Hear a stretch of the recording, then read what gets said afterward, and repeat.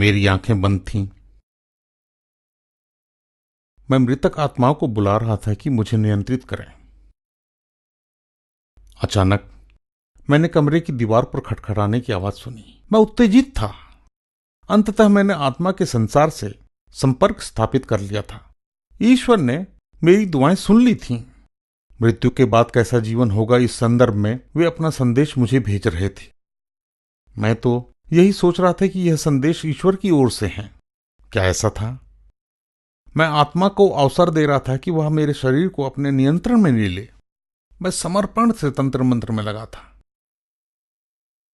मेरा एक माध्यम बनने का प्रशिक्षण चल रहा था। यही मेरे जीवन का लक्ष्य था। अपने संपूर्ण जीवन में मैं यही करना चाहता था, यह सिद्ध करना कि मृत्यु के बाद भी जीवन है। उन लोगों को सांत्वना देने के लिए जिन्होंने मृत्यु के कारण अपने प्रियों को खो दिया। उस समय मैं घमंड से चढ़ा हुआ था और मुझे इस बात का एहसास भी नहीं था। लोग मेरे पास सलाह और मृतकों से सूचना प्राप्ति के लिए आते थे। यह पूरा वाक्य बड़ा ही रोमांचक था, लेकिन यह एक अपवित्र रोमांच था।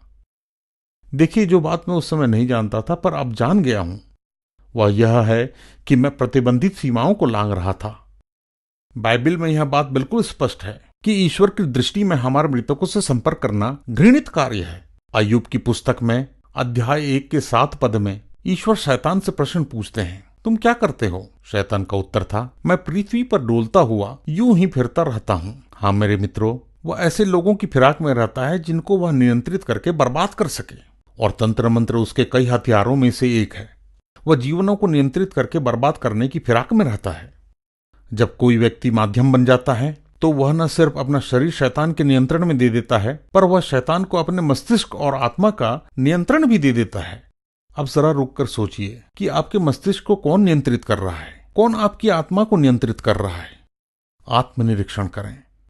क्या आपकी वर्तमान जीवन शैली या जिस तरह का जीवन आप व्यतीत कर रहे हैं उसके आधार पर आप स्वर्ग जाएंगे या आपका अंत नरक में होगा? केवल आप ही इसका उत्तर दे सकते हैं। यदि आपका उत्तर नरक है तो आप अपनी समस्या का समाधान अभी इसी वक्त कर सकते हैं। आप अपनी जीवन शैली बदल सकते हैं। यीशु ने आपके खातिर प्राण दिए और वह आपको क्षमा करेंगे। तो आप यीशु की ओर उन्मुख क्यों नहीं होते? अपने पापों से प्रायश्चित करें, अपनी जीवन शैली पूर्णतः बदलें, बपतिस्मा लें, बपतिस्मे में अपने पापों को दफन कर दें, ईश्वर की क्षमा प्राप्त करें, अपना बाकी जीवन उसके लिए जिएं और अनंत के लिए स्वर्ग में रहें।